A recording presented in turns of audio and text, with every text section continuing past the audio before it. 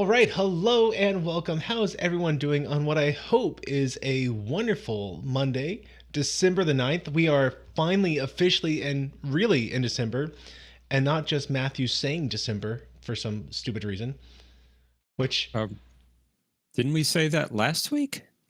did I? Maybe. Maybe. Yeah, because it was December 2nd last Monday. You're right, it was. It I wonder if I was. actually said it was December, though.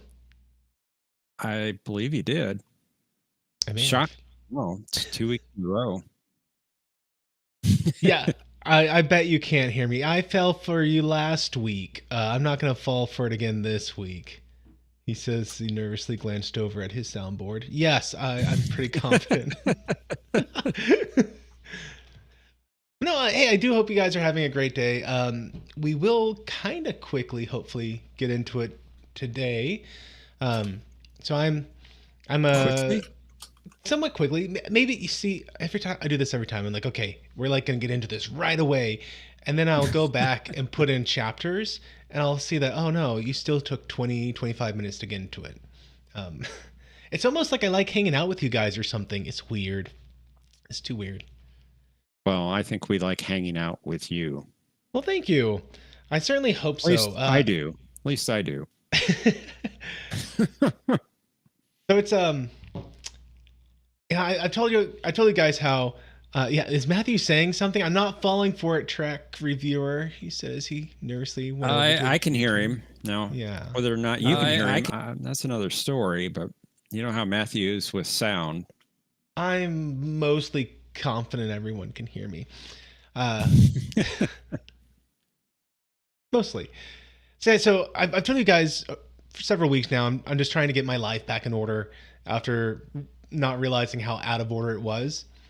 And just as part of that, I'm really trying hard on making sure I'm getting to bed at a good time, so I'm not being unproductive in the evenings, and waking up at a good time, and then just feeling my my days to the max with just productivity.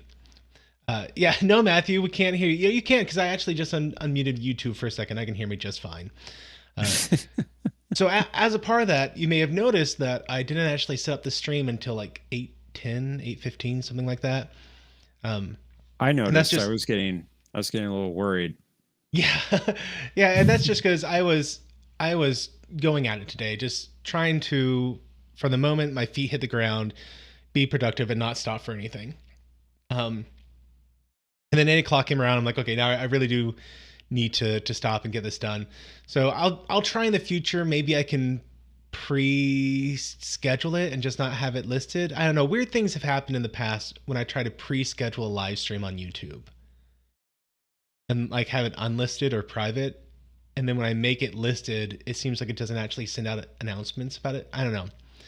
Um, I might just start listing it on Sunday night. That might be the smartest thing to do here. Might be a good idea. I have seen, I want to say Michael, the anti-trekker, the salty trekker.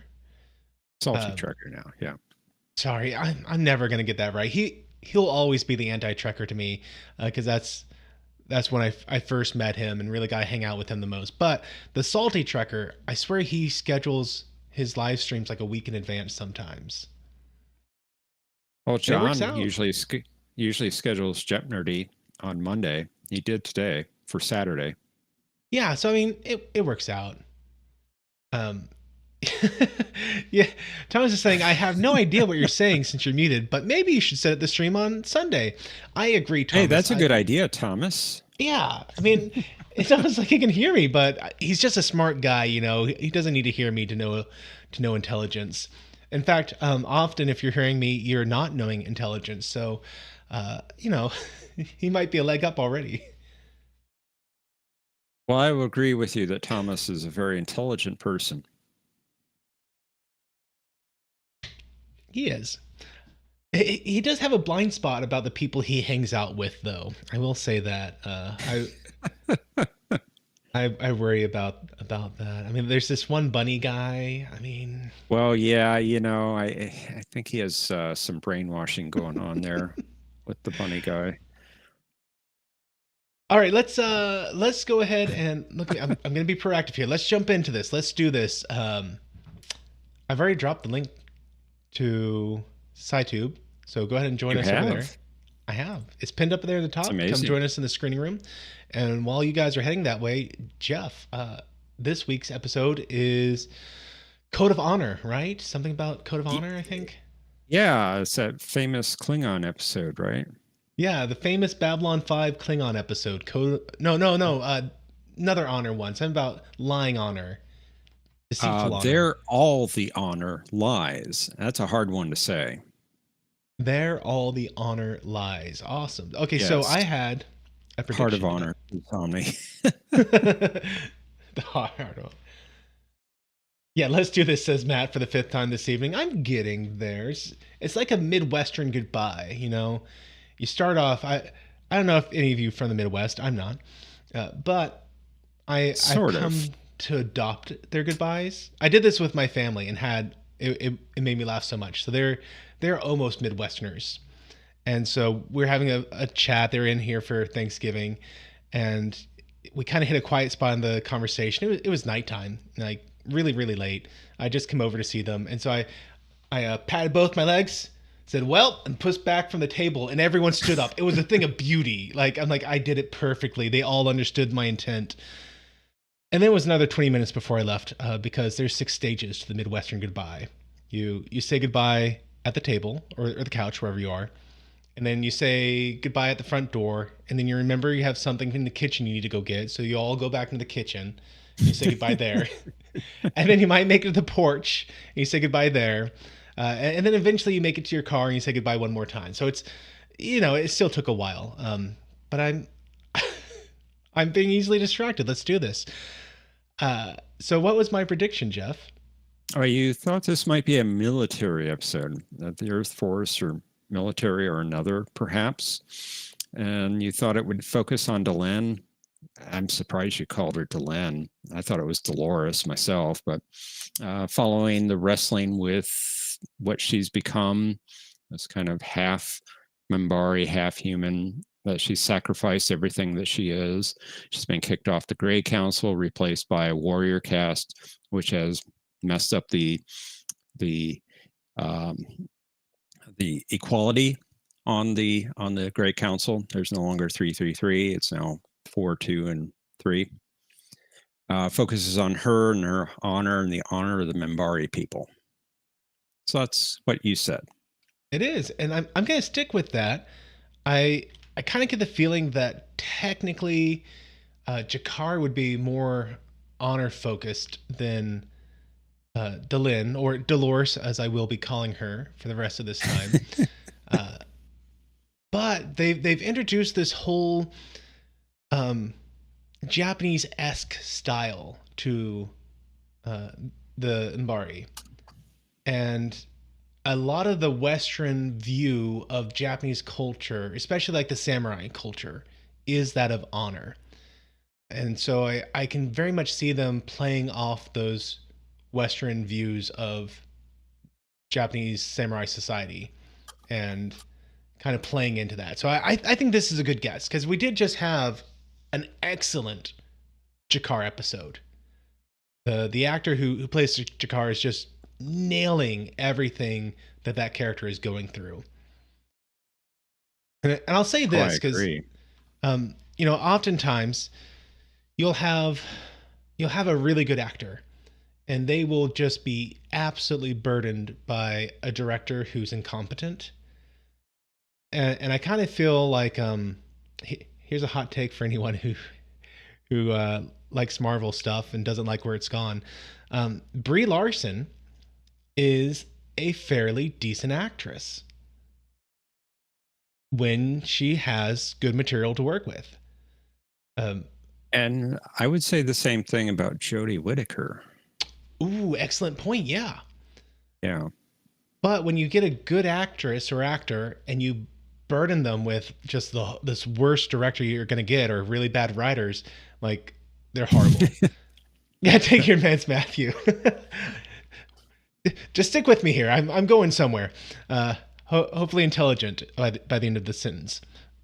But when you have a and the opposite is true as well. You can have a great director and bad writing people, bad writing staff, and bad actors, and there's just nothing they can do. But when you actually get a good director and good writers and a good actor, and it all comes together and everyone gets to shine, it is a thing of beauty. And that is so what we saw in an episode a couple weeks back with Jakar, and just that moment where he thought he was going to get visible public support from Earth, and instead he got this underground railroad thing set up, which was good, and he's thankful for it. But the fact it wasn't at all what he was hoping, and he had to really swallow his pride and kind of betray his people to get that, because he was like, no, we're focusing on the bigger good, and if we have to have peace on this station to have victory on the home world, then that's what we're going to do. And then he doesn't get that, and you can see the pain on his face, and you can see him suck it up and like, no, I'm so thankful. And then he goes out in the hallway and just breaks down. Things of beauty right there. So we just had that acts of sacrifice 2 episodes ago. So Indeed. I I don't think we're going to focus right back in on him again, because one thing Babylon 5 is doing real well is just letting us see one after the other what's everyone doing. And we might bounce back to him tonight, I might be completely wrong, but generally speaking, I've noticed that we tend to be like, okay, here's Jakar and he's doing something, and here's we're gonna focus now on what the Earthlings are doing with Psy-Corps or with the Earth Force or the Vice President's betrayal, seeming a betrayal. And now we're going to jump over here and what's going on with Delin. And, Kosh kind of floats around in the background all the time. Just he knows more than he's letting anyone know. So that's what I think. That's what I think. And I got a good feeling about this. I got a good feeling about how wrong I'm going to be, but I'm going to stick with it anyway. Now, you kind of got on to me in Discord the other day. Did I? Yes. After I posted a TV guide listing for this episode. Ooh, yeah, I You did. recall that? I do recall that. Jeff flicked all my trigger buttons. Just he enjoyed it too. What was your TV guide listing? Oh, yes, you knew you did. Ivanova's honor is tested after receiving disturbing information from General Zukov that Sheridan may be working for the Psy-Corps to undermine Babylon 5 and the whole Earth government. Kefir seeks help from the station psychologist for feelings of loneliness and abandonment. Starring Dr. Diana Torrey, played by Denise Crosby. You fiend. And Deanna Torrey is exactly the sort of mistake I would make when trying to say her name too. Just pouring salt in the wound. Hey, what can I say? But Denise Crosby originally, she auditioned for Troy. And Marina Sirtis originally auditioned for Yar. But they switched them after they auditioned. So I thought it would be just fun, to have the Dr. Diana Torrey played by Denise Crosby. I wonder if Denise Crosby cut her hair just for the Yar role. I don't know. Because I'm trying to like the role of Deanna Troy needed to be played by someone with long hair, like that compassionate, empathetic character. And the military girl needed to have the pixie cut. Like, the 80s were the 80s. If you disagree with that, I'm sorry. The 80s were the 80s. That's where we were, okay? And I could not see pixie cut Yar, Denise Crosby, sitting there going, I sense pain. And I can't imagine Deanna Sirtis being like, this court should get on its knees. Oh. Your favorite scene. My favorite scene, yes. Indeed. Oh, I didn't know that Omni's saying that uh, Mariana wore hair extensions. I didn't know that. Mariana, I'm assuming he means Marina, Marina. Marina Yeah. Sirtis. Is that how you spell it? Mariana, Huh. I Huh. believe so. Yeah. So my nephew recently, he's like, "Hey, I took a test and I'm dyslexic," and like my whole we're extremely dyslexic, and I'm like, "Oh yeah, well, yeah, welcome to the club," you know. Uh, but yeah, say the name. How do you pronounce that one more time? Marina Sirtis. Marina. Marina Marina. Sirtis. Did I say Diana Sirtis? Yes. Yes, I did. Yes, I did. And Deanna Troy or Tori, Deanna Tori. Well, I'm not going to get names wrong by sitting here doing nothing. So let's go ahead and pull this up, everyone. If you're not in the screening room yet, why not come join us? It is a great way to watch this with us because it will sync up all of our watch times within a second or two. Just so what I see, you see, and what I'm talking about, you can be going, where is Matt getting of this? Because that's not what's happening on the episode right now. He's off on Star Trek again for some reason. But if I am talking about Babylon 5, at least you can see what got me there. Otherwise, we got some clips for you, and there's no audio with these clips. It's just once every 7 to 9 seconds. There's going to be a still image so you can have a reference if you can't join us in the screening room. If it's the future and you want to watch this, sorry, the screening room won't be working at that point. You're going to need to use your own copy, which you can get. Go buy it. You can get the original, or not original, you can get the physical media on Amazon. They usually have a fairly good deal for all 5 seasons. You can watch it for free on Tubi TV, or you can get it at any of the downloading places you like. You can get on Google, you can get on iTunes, just all the places. So have at it. But as always, I'm going to recommend And the physical media. if you have Prime membership, you can watch it on Prime now. Oh, can you now? Yes, For you free? can for free. So Well, you're they got the paying for streaming rights, Prime, huh? but they've got the Well, streaming rights. Yep. very cool. Congratulations, Amazon Prime. I want to say when we first started, they had streaming rights and you could watch it for free if you had Prime membership. And then at some point they lost those rights. Maybe they're in negotiation because I remember looking and being like, "Oh, that's weird. You have to buy the episodes now." Uh, but yeah, cool. You can watch it on Amazon Prime now. Yes, you can. They started at the beginning of the month, I believe. And Shy came back 7 minutes and is my YouTube being buggy or are you still not watching it? Yeah, we're getting there. You got back just in time for me to hit the play button. So let's go ahead and do this. Not just because Shy's giving me a hard time, but because I'm actually ready for this. So if you're in the future and you want to watch this on your media, I'll give you a quick 3 countdown and then we'll get going. So 3, 2, 1, hit that play button, everyone.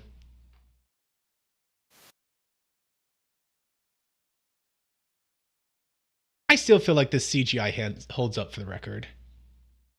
It does very well. Oh, and they've gone the yogurt. Can't think of the Spaceballs route. They're doing merchandising. Yes. Listen to this very carefully, Matthew.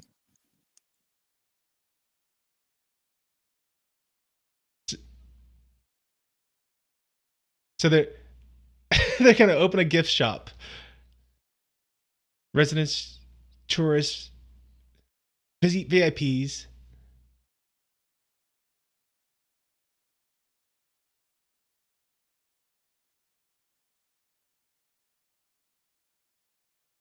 Ah. So You got it. You I got it. did. I did. They they're upset. They say, "Come get a piece of Babylon 5. Your last best hope for a toy or a doll." And she goes, "This we're not some deep space franchise." Wink, wink, everyone. JMS was really upset with Paramount at this time. Very upset. Oh, I bet. He wanted to sue.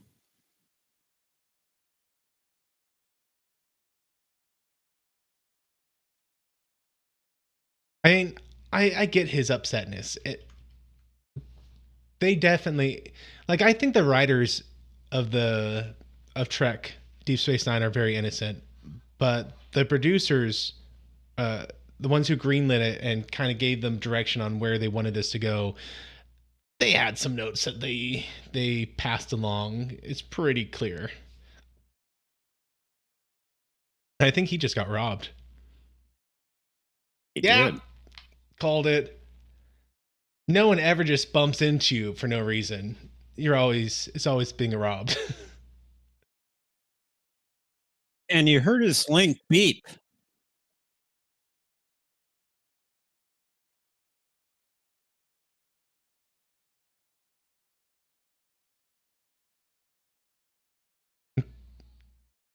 And thankfully, he had a gun right there. I would worry about that action he just took. Yeah, right, Butness? A free gun just lying right there for the taking. And oh boy, another Mimbari right there. Like, yeah, that's right, Omni. Sheridan Starkiller. Well, time to riot, everyone.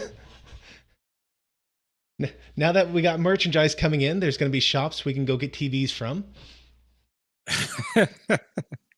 Hadn't thought about that. And Trek Reviewer is saying that he wants an Ivanova teddy bear. I don't. I mean, surely you mean like a stuffed doll? I don't see how you could get a teddy bear shape into an Ivanova shape. But I get what you're trying to go down for, trying to put down.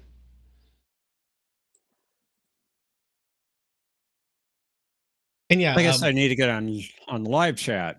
I missed that comment. Shy wants to know, is that the guy from a couple episodes ago who had electrical powers and was ending people? No, that was an assassin guy, if I'm thinking the right guy that you're talking about. And he died.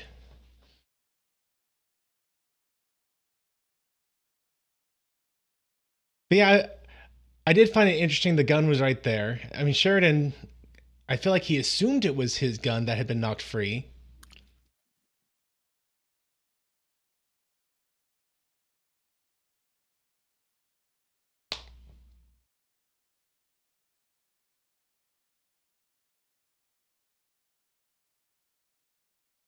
And Dolores is understandably upset right now.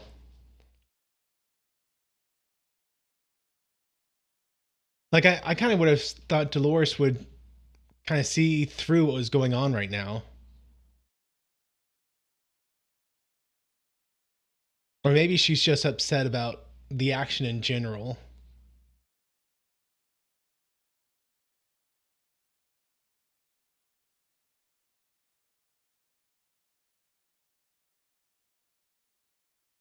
Oh, interesting. So her own government has asked her to conduct an investigation.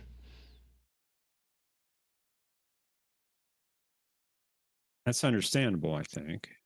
Oh, yeah. I'm just surprised because after how much they have abandoned her and pushed her out to the side, I would not have really expected them to ask her to do much of anything.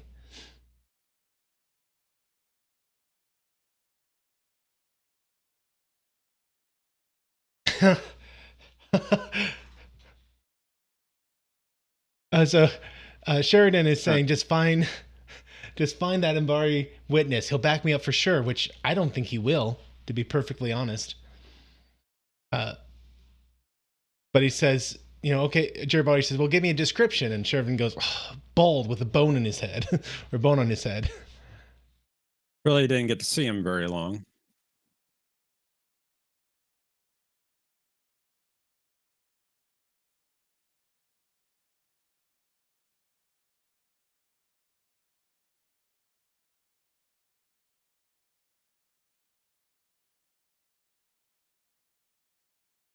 Mm. Interesting. So I'm not sure if they're set up this episode for this plot line. Um, they're definitely going for the race relation issues here.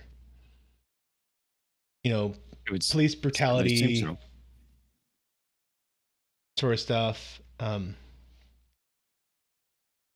And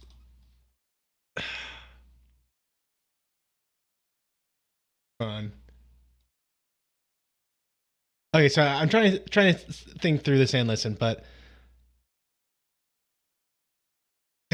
they've certainly set up that there's some issues between Embari and humans, uh, especially between the military caste and Sheridan, because Sheridan is Star Killer. He's the one that Yes, he was is. so deadly against Embari, and the warrior caste really hates the fact that they were forced to stand down. All the more so now that they discovered that it's this ridiculous theory that the Embari are their souls are going to human people on rebirth.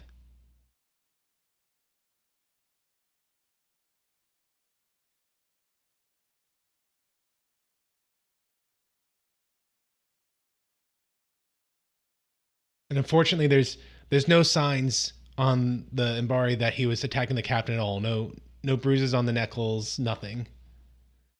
He said that because of how soon after the attack he died, there wasn't enough time for there to be bruising.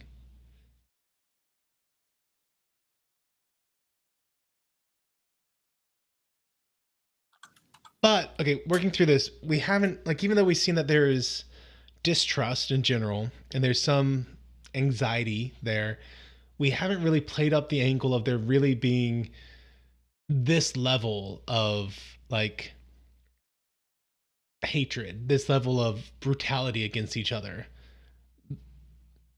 Frankly, this level of racism.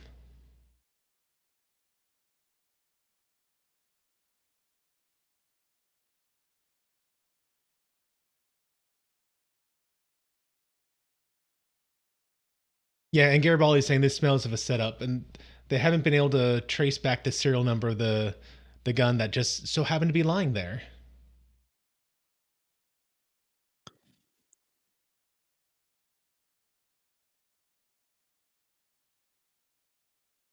And Omni's saying, didn't Jerry Doyle double for Bruce Willis? I believe I have heard that. Yes. I didn't know that.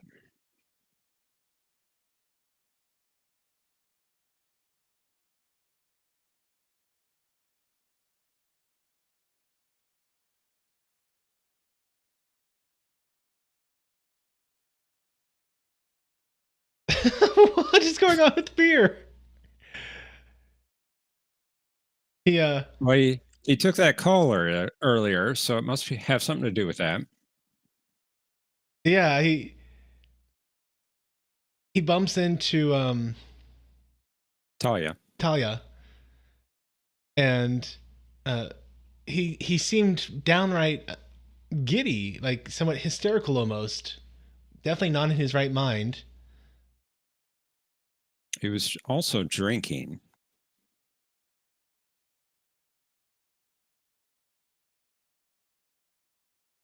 Like if he wasn't drunk, I would think that'd be the perfect way. Like I see, he tried to wipe her down and then got embarrassed because he realized what he was wiping down.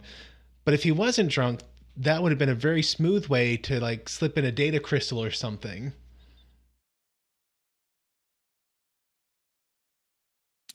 Ooh, harsh. Yeah, she was trying to make this argument like, hey, you're the same cast that Lanier is from. Y'all can help each other out. And he goes, I talked to Mbari, not freaks. And so she's obviously Dolores was very insulted and left. And he's saying that her very presence is insulting to him. A little bit of racism there. Yeah,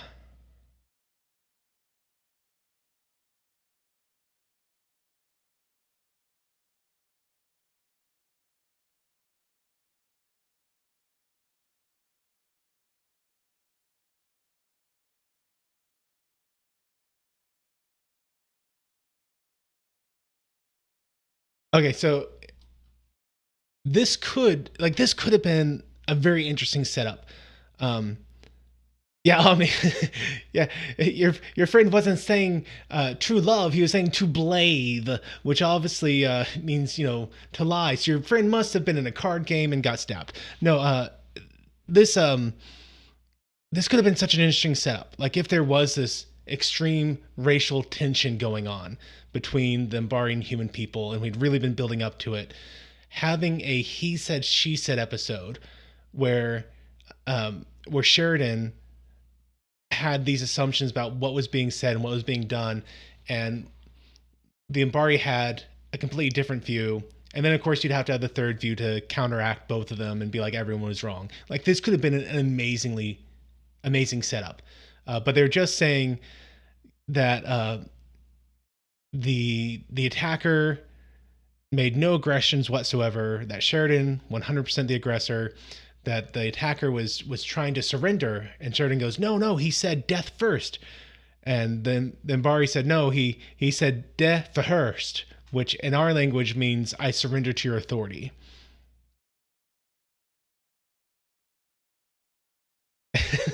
And there's the Babylon 5 merchandise store.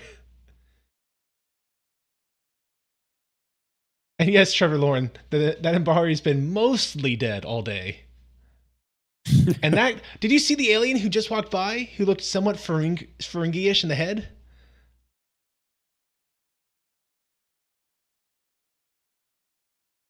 He had the two lobes, bald lobes in the back.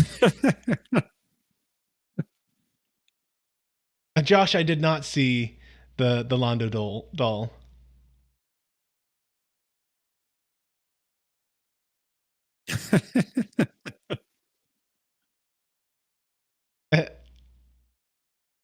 And that's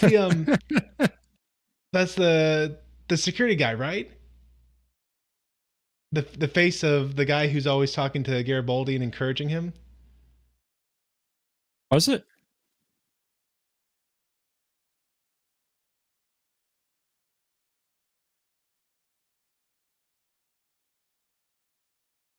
Ooh. And so Sheridan says, "Why would I?" So he's having an interview with the witness, and he said, "Why would I attack your man?" And then Mbari goes, "But he wasn't a man, was he? He was an Mbari star killer." I'm surprised that Sheridan can even talk with him right now.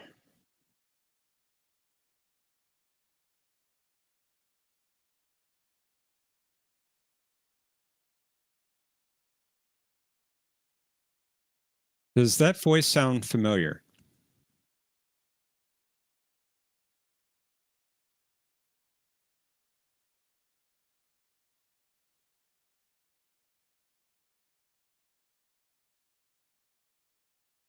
Maybe a Cardassian? Uh, well, think Babylon 5 here. Oh, then That's no. Caitlin Brown. She played the original Natoth. Oh, really? Yes. Huh. So why did she leave? She left for a couple of reasons. She was getting other acting jobs. And second, the contacts she had to wear as Natoth just drove her nuts. She couldn't wear them. But yes, Omni's right. She was in Star Trek. She was actually two roles. She played one of the mercenaries for Baron and Gambit, All right. and she was also in a DS9 episode, The Passenger. She was the co co Kobliad security officer. Okay. That's the one where Bashir was taken over by this entity, Hmm. um, Bantica. Yeah.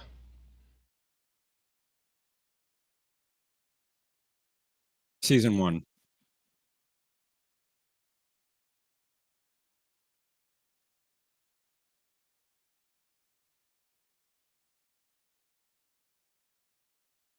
So this is his lawyer, Yes, well, essentially.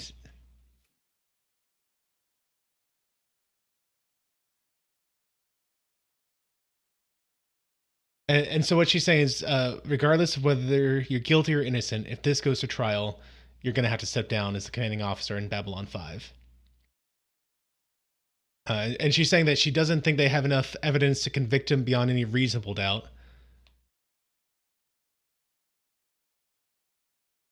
And now he's starting to doubt his own judgment.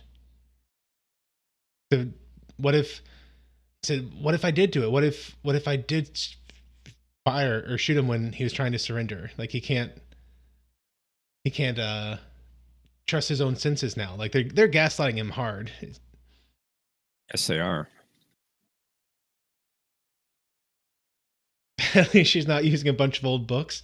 That lawyer won the case, though, did he not? He did indeed. That's court martial, right? Yes, it was. Very good, Matthew. Yeah, one. It's my one for the year. It took me all year to get there, but there we go.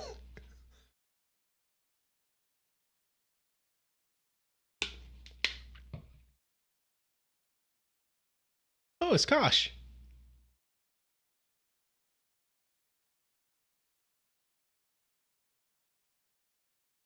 Yeah, so at the beginning of the episode, he was supposed to go to Kosh to learn a lesson. Uh, uh, but then all this happened, and he goes, "Well, look, I don't have time for this." And Kosh goes, "This is a perfect time then."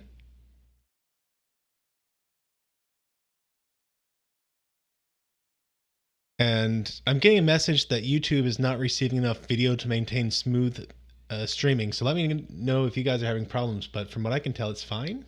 Wow.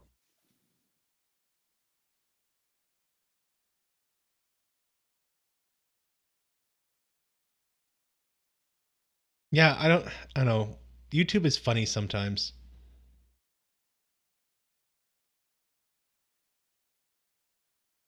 Yes, Omni. It's Zach.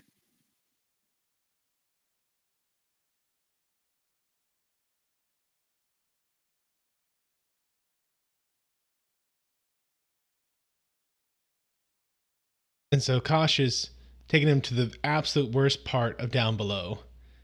Like it's so bad that he says that if Garibaldi knew the two of them were down here without any backup, like he'd go through the roof.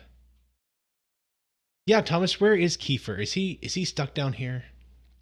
Is this where he's been?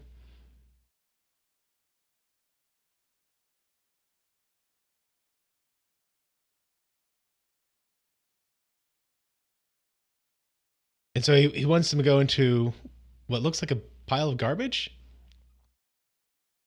And Sheridan goes, "Why?" And he goes, "What's in there?" He goes, "One moment of perfect beauty," which may be a mistranslation. There might be something wrong with their the universal translator. Maybe he meant chains and imprisonment. I don't know.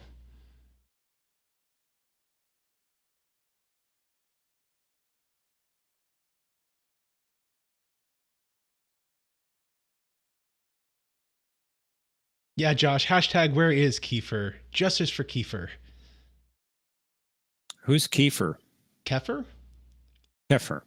I don't know. Who's Okay, Mariana? Keffer. I mean, you know what? It's only my first language. You think I speak it?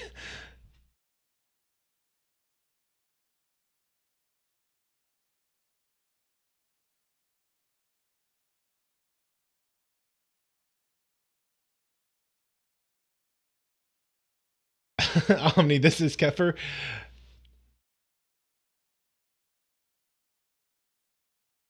I mean, Sheridan is being pretty open about this. Like, if I was sent in here, I don't think I'd just strike up a conversation and assume that this is the guy I was supposed to talk to. But the coin. the guy puts out a bowl, and he says, you know, we don't use currency in the future. Now he says everything's digital, which is frankly more realistic and accurate. Like we all went digital, but he puts in his rank bar, staff bar. Mm-hmm. He says it's not worth very much, but he puts it in all the same.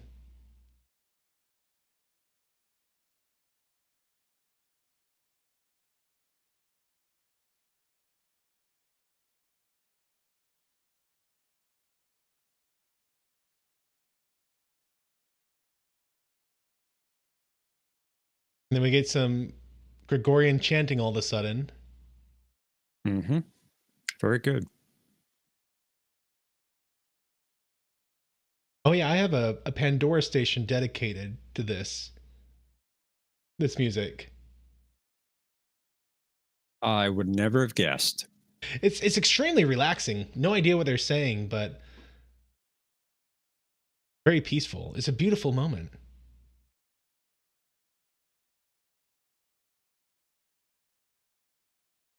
Supposedly, these are Latin lyrics.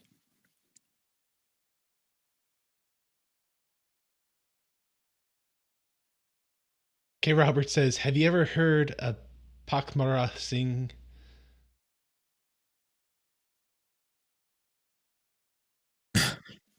But he put up four fingers.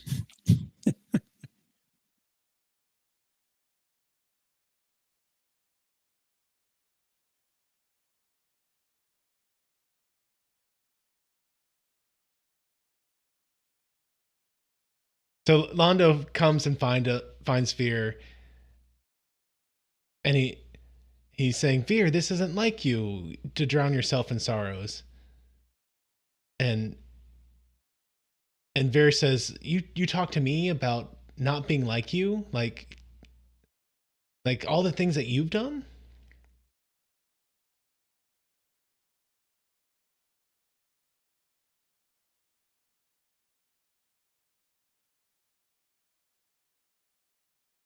And so Londo is saying, "If this is bothering you, I can arrange for you to go back." And uh, Veer lets Londo know that there's no place for him to go to. Like his family's just ashamed of him. They sent him to be Londo's assistant because it was a joke job. Like that's how bad Londo was back then.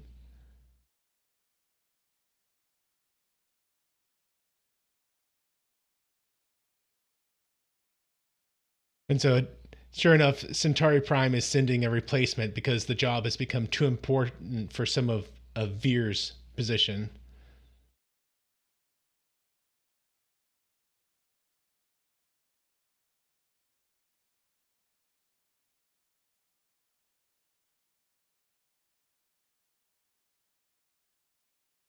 And so Londo, he's willing to work with Veer.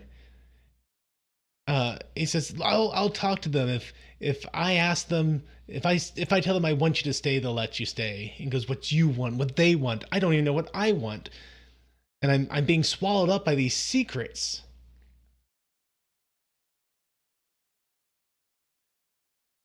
And then Veer says, I'm sorry, I've said too much. This is my problem. It's not your problem." We get some very good acting from Stephen Furst in this episode.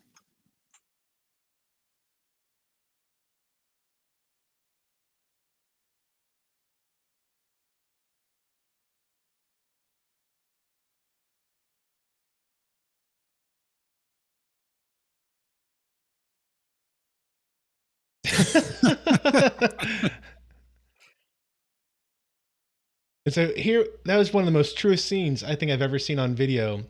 Men are always extremely uncomfortable when women are laughing around them. We suspect that we are the ones being laughed at.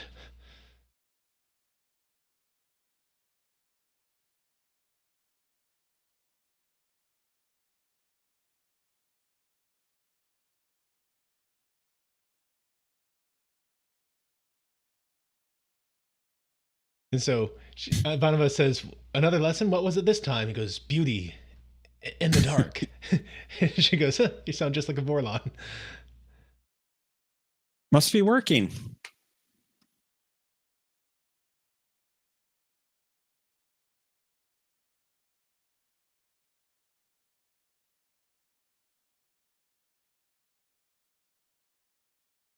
And so Dolores was saying that she was getting ready to prepare the ceremonies for the guy who was killed to see what rituals she needed to perform. And she put something up on the screen written in Imbari, which, yeah, Google Translate. It's not going to get that one, I don't think, Omni. Boy. And I was, Captain, Commander, can we talk?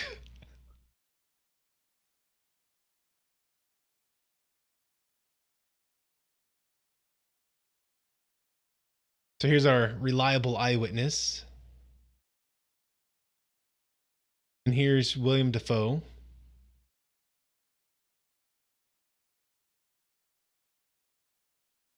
Lanier? Lanier, yes, indeed. And they actually did make a yeah, nice chop. It was an X chop.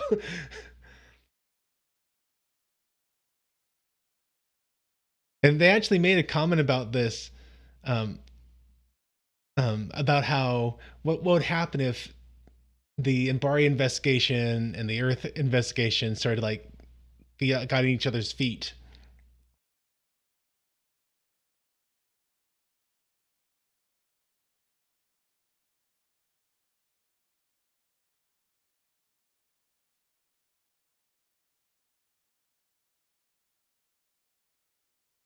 Thomas says, Matthew, do you think the doll has his tentacles? What are they again? Tentacles. They are appendages. Often have sticky things at the end. His I'm not sure. attributes. Yeah, tentacle attributes or attributes of tentacles.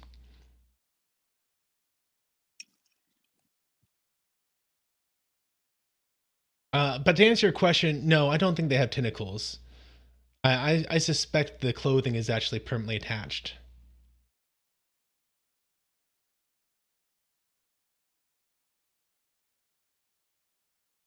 Hey, I was right. He was complaining that it doesn't have any tentacles. Ah, forget it.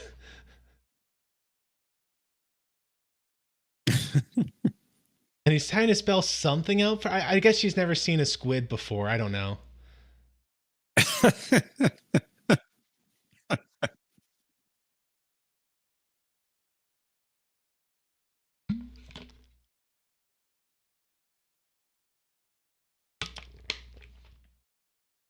Yeah, attributes plural. Yeah, tentacles usually come in pairs.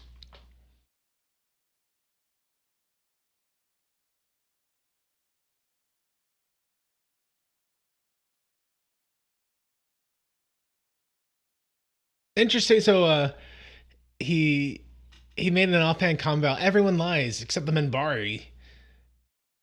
Uh, and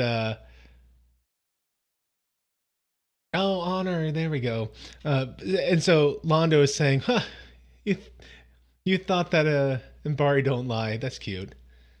And he says there's once an Minbari who lied to protect the honor of a Centauri ambassador, which was him Which in the was him. episode with tentacles. Quality of mercy. Yeah. And so Sheridan realizes that Mbari can lie, but only do it when it's to protect the honor of someone else. Yep.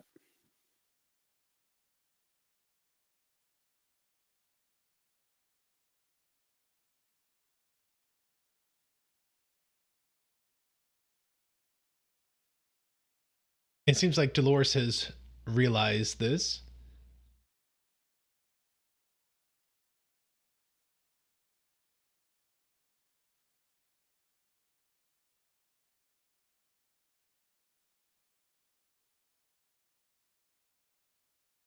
And so he just got to call the Mbari want Ashan, the primary witness, to go back to the Mbari homeworld immediately. And without the primary witness, there can be no trial.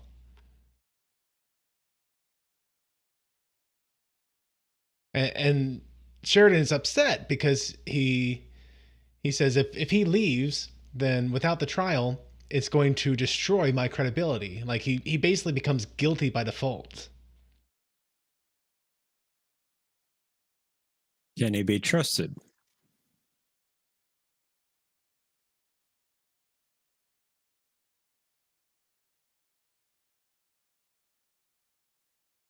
And did he say he was out there for 8 years? Hours. Hours. A little bit of a difference. Yeah. I was like, I don't think you're going to survive somewhere 8 years.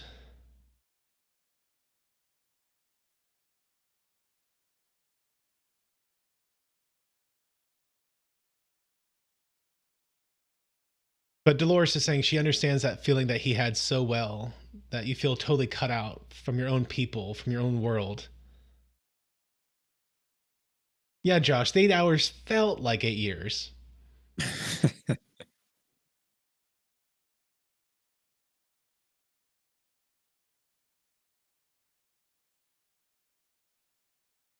And we're finding out that there's no greater honor among the Ambari except to serve. And they spend generations developing up their honor.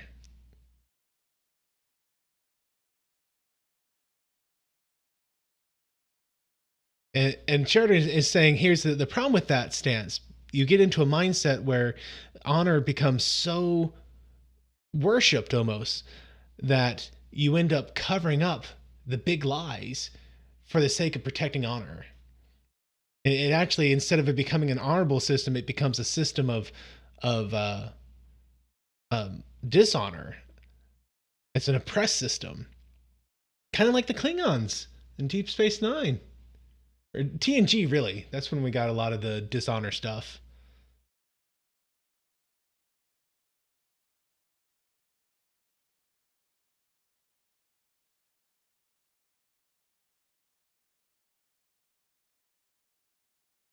It was yeah, TNG is the one where Worf took all the dishonor to protect the House of Yeah. Gowron. Yes. And his brother. Yes.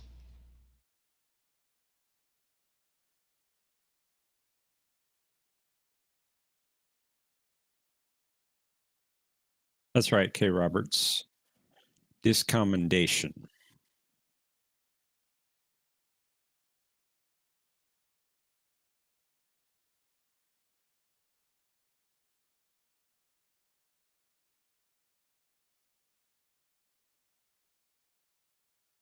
Now, I'm sorry, I missed what is Lanier saying he's going to do? He's going to admit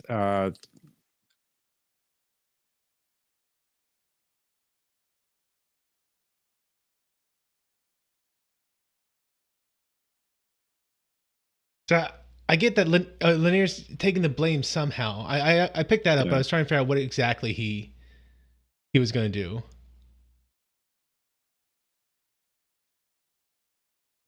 But the long and short is that Lanier's clan, without talking to the Grey Council, decided to come up with this plot uh, to disgrace Sheridan because they don't like the fact that Starkiller is in charge of the station.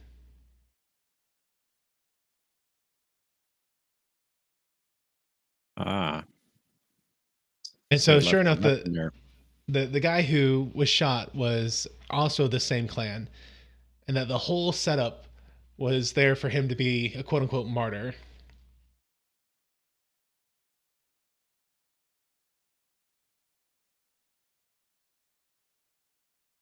But it's all a clever ruse. The lawyer was right there in the next room listening to the whole thing. Yeah, they really were hiding behind a curtain, a sliding door. Same thing.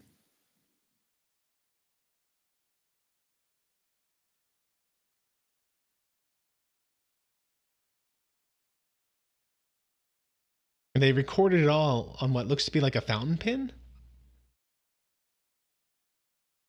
maybe a pin whistle.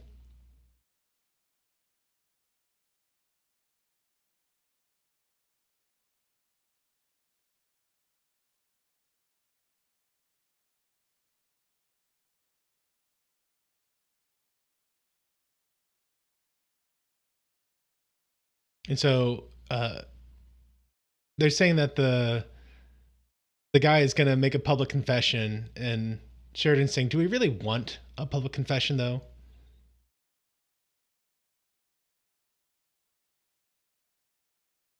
And Sheridan is going to Lanier. He's saying, "If we reveal this, this is going to disgrace your clan."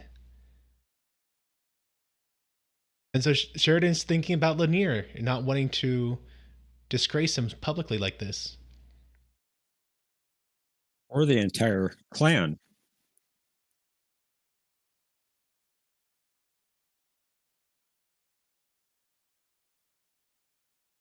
And so Sheridan is saying, let's do this instead. We get Ashan to actually say the truth of what he saw, and we give over all that evidence without any background, without any details about the clan and all that. So Sheridan's name is cleared. Ashan says what he really saw. Everyone goes home, at least not disgraced.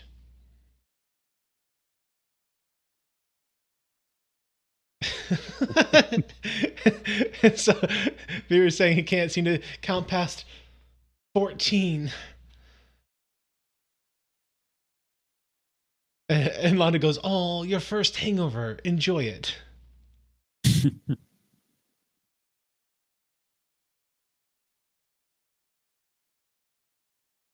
He says, how quickly can you pack? Your replacement arrived just a few hours ago.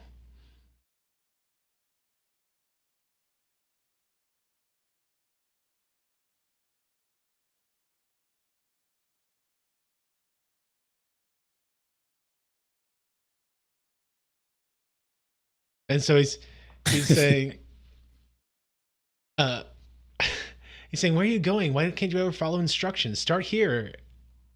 And Vera says, "What? This is your stuff." And Londo lets him know that he's gonna go home with Fear. Londo's sticking with Fear.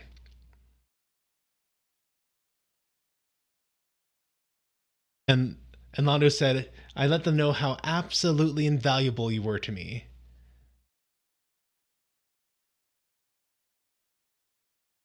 I spoke to your uncle personally.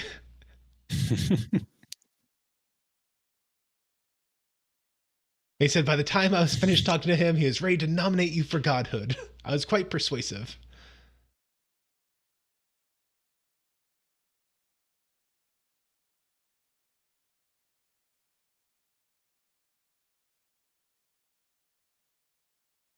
And Londo's saying, "Maybe I haven't treated you as well as I should have, but I can't change the past, but I can change the present. There, stay."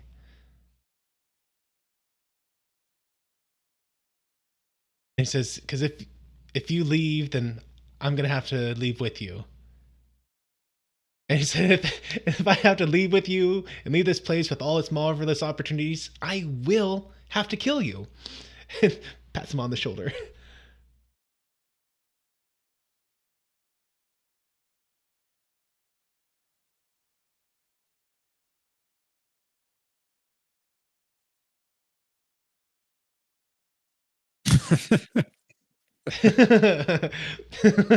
And so uh, he says, "Oh, by the way, while I was talking to your uncle, I invited your entire family to stay with you for a month. I knew you wouldn't mind." Maybe a bit of a polite discipline accident. Month.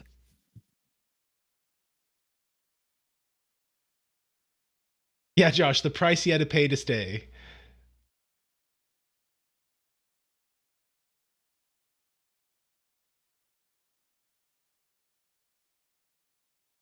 And so Ivanova, she's gotten a Babylon 5 bear.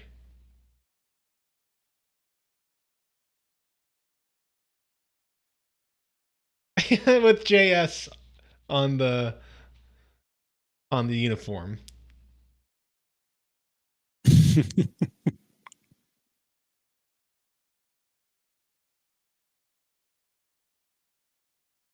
And apparently that was the line. I want the whole thing off my station.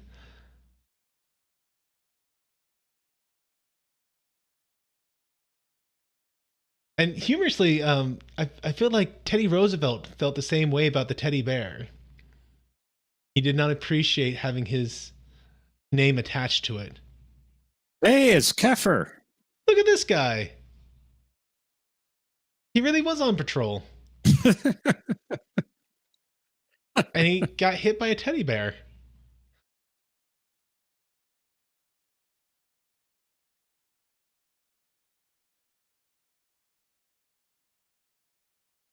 Oh, he's just been at the bar the whole time. I see. But he was sent out to find some unidentified object around the station, and it was the teddy bear. Influential hashtag. Oh, we could not have had the series without this scene. This was the pivotal scene of the episode, of the series, Of the series. Wow. That's of quite the a statement. genre.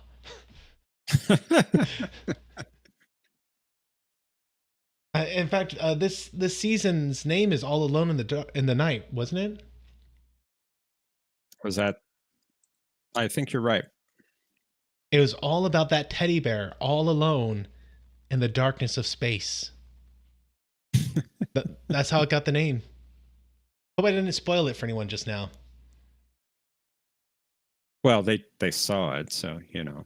Actually, the title is "The Coming of Shadows." Oh, For the well, season. never mind then. Hmm. Ignore everything I said. There- I'm wrong. There was an episode called "All Alone in the Night." Well, Jeff, what did you think of the episode? I think this was a fun episode. It had some serious content in it, with Sheridan, you know, being accused of murder, and maybe he's going to be kicked off the station. Hello, John. Welcome.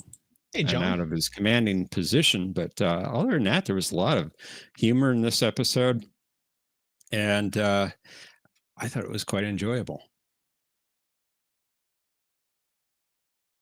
I enjoyed it. Like, I had the initial quibble with it, and I stand by that quibble. I think it would have been a very interesting dynamic to have more of the Star Killer aspect leaned into throughout this first half of the series, or excuse me, first half of the season, so that when we got to this episode, it really, really made sense about not just that the Imbari are upset about Dolores, who is neither human nor Imbari now. Excuse me, but also that they are so upset at Sheridan, that there has been this division growing because Starkiller is on the station and is in charge of the station. And so I think that would have been very interesting. However, I also recognize that with everything else they've been doing in the season so far, you just can't have everything. And this isn't a season that lasts a full 20 some odd episodes, and they still don't have enough time to do everything. You got to cut stuff somewhere. Well, you know, no show is perfect. Yeah. You're always going to have plot holes or things that have been left out, things they could have done. Maybe they should have done this and not that. Yeah. You're always going to have that, no matter what the show is. It is a nitpick. I wish I could have seen this, but I'm also making that with, hey, I recognize there's only so much you can do. Like, unless you're writing like the Game of Thrones series, where every book is, that big, and you have multiple tomes, not just novels, tomes at that point, you just can't fit everything in. Beyond that, I thought it was a good episode. I feel like we got to see a lot of characters that have been in the background for a while, specifically Lanier and Veer. You haven't really gotten to see much of them. And this episode did a good job of bringing them back up to the front and saying, hey, here's these characters, and not just here's the characters again, but let's give you a lot of information about them. What are their motivations? What do they care about? Which is a synonym for motivations. So I think you're anyway, going to find. I think you're going to find that those two characters become more important as we go. So it was a good episode to establish, or maybe reestablish the two characters. uh, Almost every single major character in this show has growth. mhm. They change, and it's just masterfully done. I do like that we did get an episode that really continues along the plot line of what's going on with Dolores. We did get a bit of that. And just, you know, she's going through a hard time, and she's made this big sacrifice, and everyone's turning her back on her. And Well, she was that's called a hard. freak. She was called a Yeah. freak in this episode. And it's interesting because she's getting it at kind of every level. Like, this isn't just the Grey Council is mad at her for pushing ahead on this without talking to them. Like, they told her to wait and she disobeyed, and so they're mad. This is like all levels of society across all the different castes. They do not like her now. She has been thoroughly disgraced and rejected by her own people. So I do like that we're getting to continue that plot line. Um, I like that we're getting to see Londo being compassionate. I think that was important. We've gotten a lot of him being devious and underhanded, and we kind of missed that fun character that we had in season 1. Yeah, So and, it's good to see that side of him again. and I get it's only compassionate toward someone of his own race, but it's still compassion. And I Sure. think that's important for a character like Londo, where you are setting him up to be going down a dark path. You need to keep him sympathetic so that the audience remains invested in him and not just seeing him as the heel character, like Kyle Paka. No, Kai Wynn. Excuse me, Kai Wynn. Right. What you leave behind. Yeah. That's a joke on Jep Nerdy. By that bunny the bunny. guy that you were talking about earlier. Yes. And you know, this season also has done a good job of redefining Jakar's character in that same vein.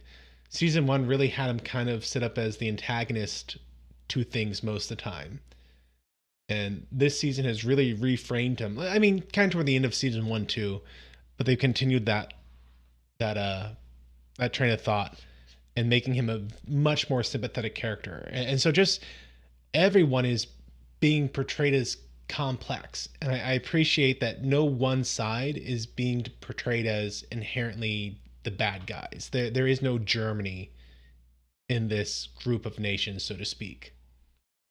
Well, initially you had Jakar set up that way. You did. And I Almost really a appreciate they cartoonish changed villain. that. Yeah. And he's been cast in a different light, especially this season. Matthew thinks that he's too good to play Jeff Party. I do not. I don't play. I don't know what Jeff Party is. He does. No, that's not it either, Thomas. Jeff Nerdy is done during a time when I'm out with the family and putting kids to bed when I get back.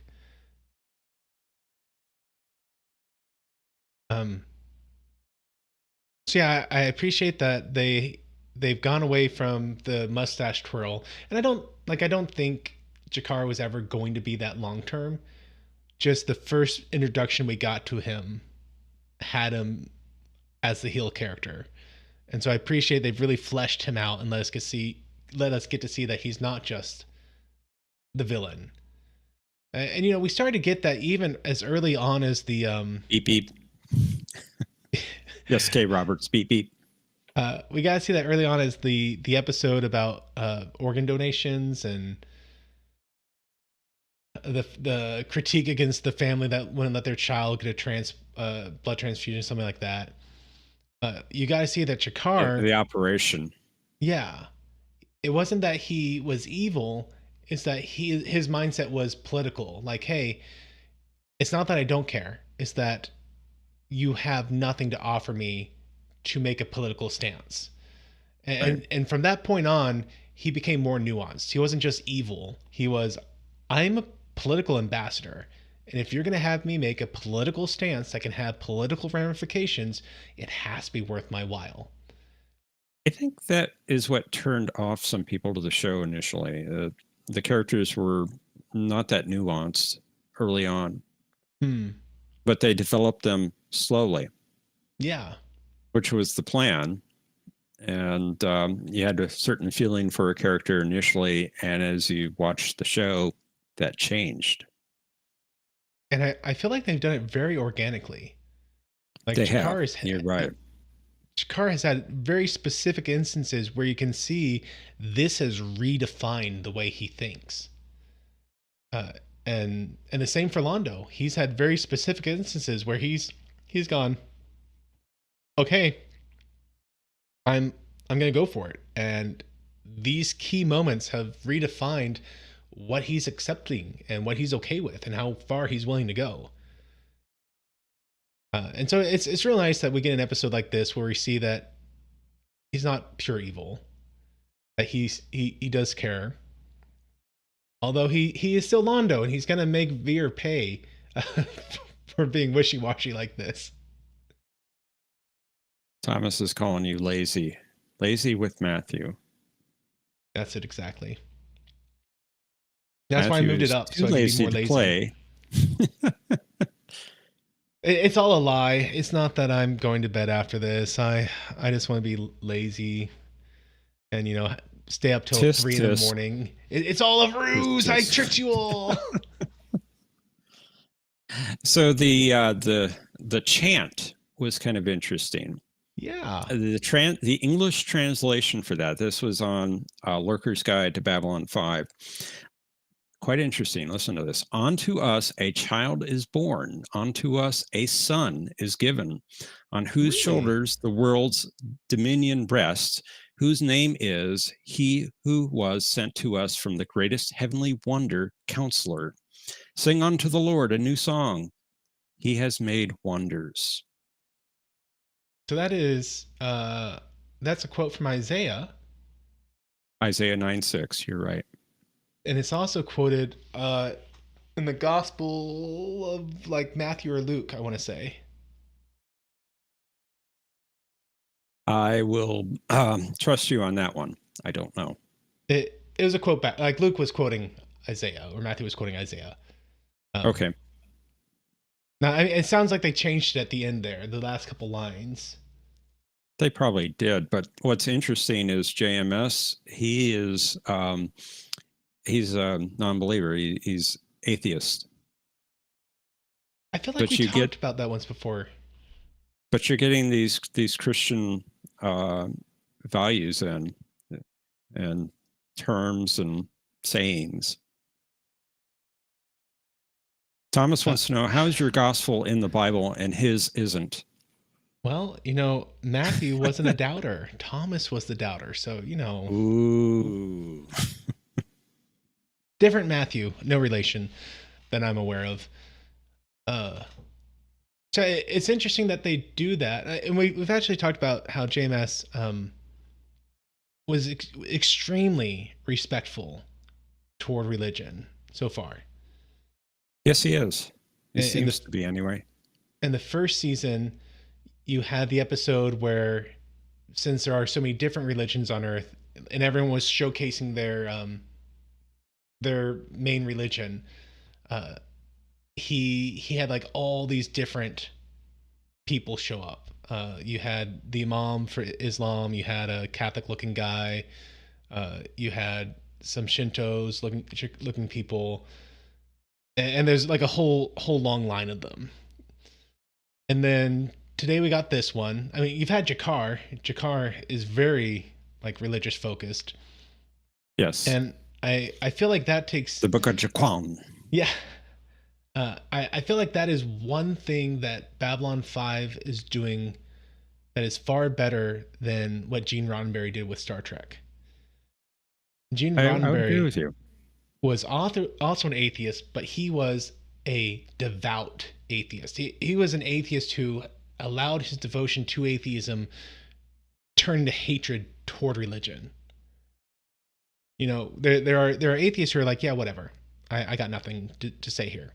And then there are atheists who are almost there's an author I liked, Terry Pratchett, where he Very made a Pratchett. quote about how hate is often love that came through the long way. That you hate someone so much that it basically almost circles back toward love. So it's like this, the twisting of love.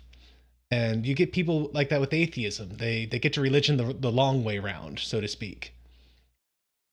And Gene Roddenberry hated religion. He thought religion had no place aboard in the future. He thought universally religion would be gone because we'd all become so humanitarian. We'd become so scientifically minded. Uh, and he absolutely hated the fact that there was a chapel on the Enterprise. Whereas I feel like JMS has recognized that religion is inherent to the human condition, that humans ultimately worship something. And instead of being mad about that, he's leaned into it and he said, how would this look in the future? And he's almost taken a more optimistic view of religion than Roddenberry did, where That's he's quite like, interesting. right? Like he's been like, hey, we just get along. There's religion and it's diverse and we just get along. Well, you even have Ivanova. She's a Jew. That's right. Yeah. But is there meaning behind the chant? This perfect scene of beauty that Sheridan witnessed. That's a good. What was that last line you read? For unto us a child is born, unto us a son is given. He who was sent to us from the greatest heavenly wonder counselor, sing unto the Lord a new song. He has made wonders. Hold on, let me look up Isaiah 9:6. I want to say that is, I want to say that is changed. Yeah, so I knew the Luke one talks about how the government shall rest on his shoulders. His name shall be called Wonderful Counselor, Mighty God, Everlasting Father, Prince of Peace. Whereas this one talks about being sent from the heavens. A counselor. It says counselor, didn't it? Wonder counselor - counselor. Wonder counselor. So it's interesting. They're definitely drawing on the imagery of a coming savior and times of trouble, and they're taking an extremely well-known passage and twisting it. And I think I don't think he's being disrespectful by any stretch of the imagination. I think that he is using something that he knows people are going to recognize to make a literary connection. There's also a connection. Song, yes. There's also a connection with Psalm 98:1, apparently. And I want to say there's also a verse in Revelation that talks about how then they will sing a new song.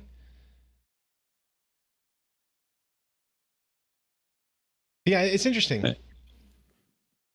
I do feel like they are dropping just a couple hints that Sheridan is special.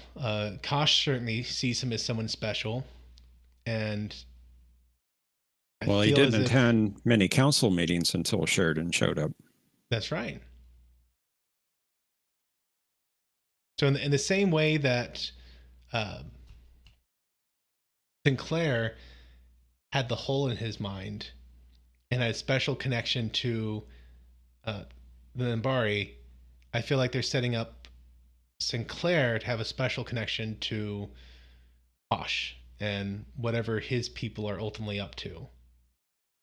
Uh, He's you're, special at killing Nambari. I think it's going to be something more than that, Omni. well,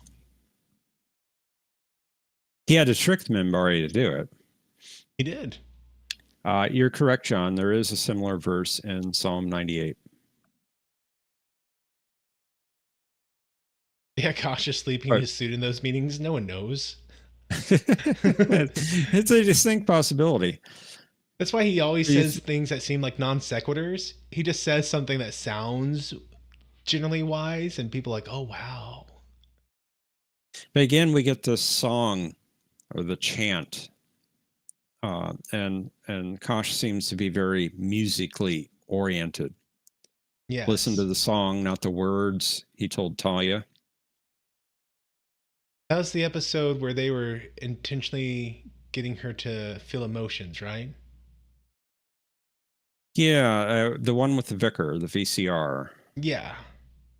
And they were having the strange conversation, and she asked Kosh, what was that all about? She didn't understand it. And Kosh said not to listen to the words, but to the song.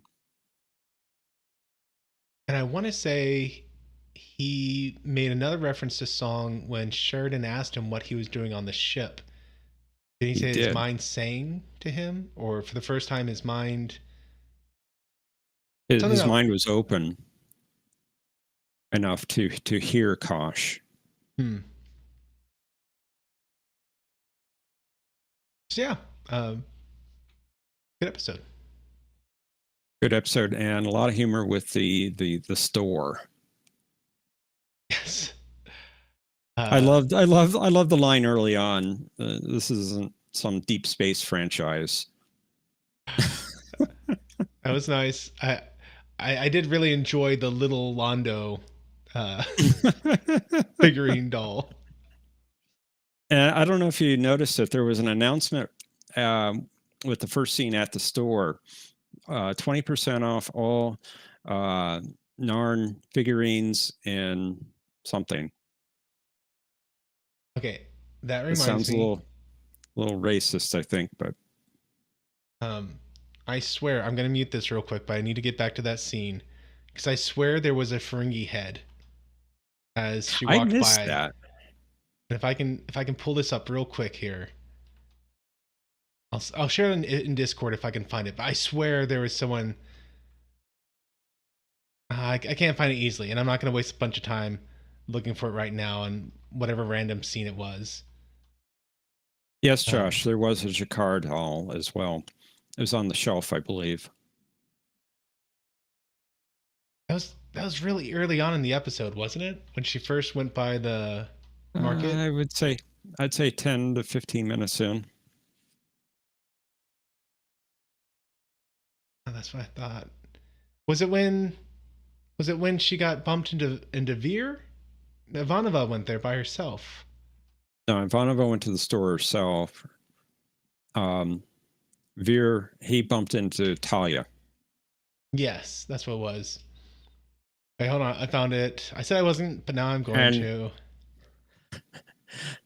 Talia was influential in this episode as well. She had one quick scene.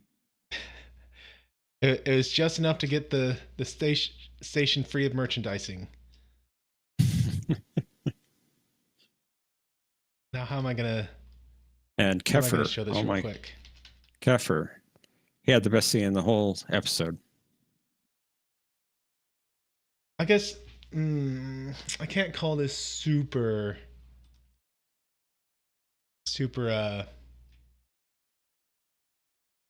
I'm not sure how to show this here. I'll show it in Discord. Okay. It's not super Ferengi-ish.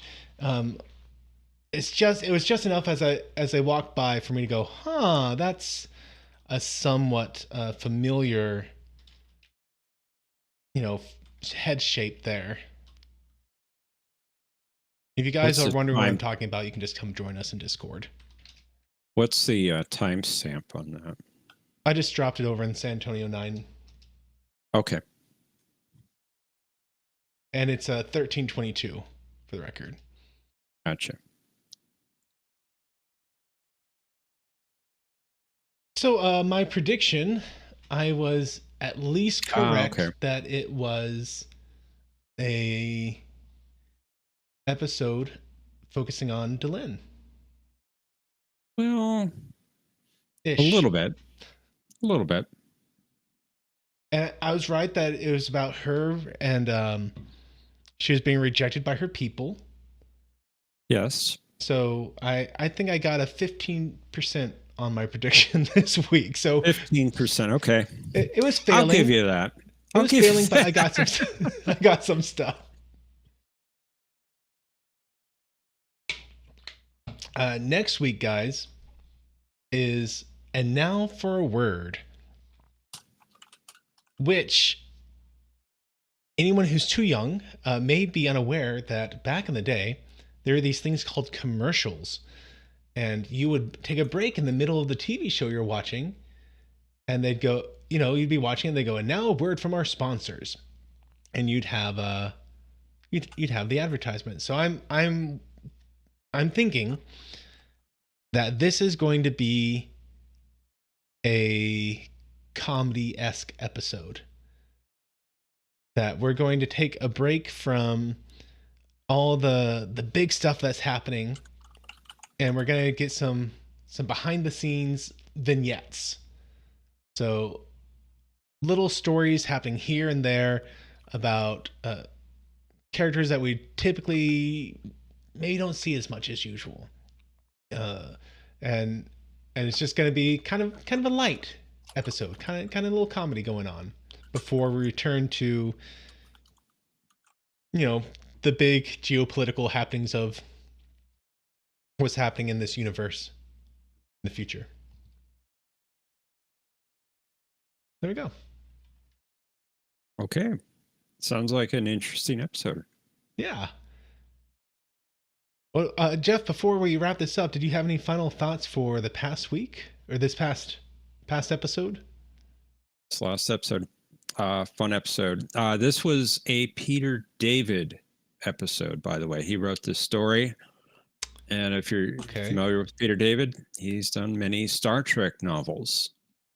He has. We've talked about it. I still need to reread Amazati.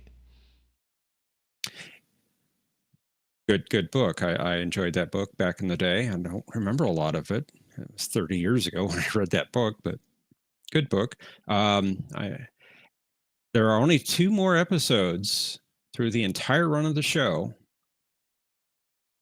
not written by JMS. So almost completely from here on out, it's going to be JMS writing. Well, he has not disappointed so far. So, and one of those is in season 5. So almost entirely JMS from here on out.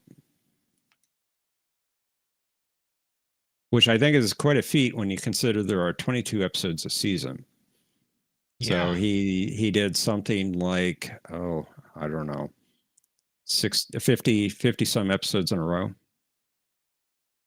That's intense. That is very intense. He was at his typewriter almost constantly. I mean, even allowing for, I don't know, like the 3 months they got off of shooting back then. I mean, you still had to be making tweaks and revisions, and that's rough. I definitely could not have pulled it off. I want to know what Miss Corey did in this episode. She was just kind of there. Guinevere Corey. Is she the lawyer? The lawyer, the attorney. Just kind of showed up and told Sheridan to shut up, which he didn't. I guess that was just didn't really do much after that. That's just the only way they could bring in the lawsuit or the trial into the episode. I suppose so. Yeah. But no, I enjoyed this episode a lot. Well, guys, thanks for hanging. Oh, I did too for the record. Thanks for hanging out with us, and we'll see you. I'll be back. Yes, we'll see you next week at the hour of scampering. Sorry, I'm uh, just trying to make sure I remember what day it really is and scheduling stuff. But like I said last week, I'm good until January. Very good. Yeah. I'm going to enjoy next week's episode. The way you laid it out, just perfect. I can't wait. We'll see. We'll see. Can I get a passing score? We're going to go with college passing too. As long as I get a 60, we're good. D's for degrees. And Thomas says it's Sunday. Today is Sunday. Nice try. I am very aware of when Sunday is. Sunday's a great day. Get to go to church, get to do a bunch of IT stuff. I love Sundays. All right. Well, we'll see you all next week. I'll take care. Take care. Thanks for watching this video. If you enjoyed it, please be sure to hit that like button and share it with your friends. If you haven't subscribed yet, I hope you will. And be sure to hit that bell icon to be notified of all the updates I do on this channel. If you want to support the work I'm doing here, then I hope you'll consider becoming one of my Patreons, where you'll get early access to all kinds of videos. And until the next time, may the Lord bless you and keep you. May he cause his face to shine upon you and be gracious to you. May the Lord lift up his countenance upon you and give you peace. Amen.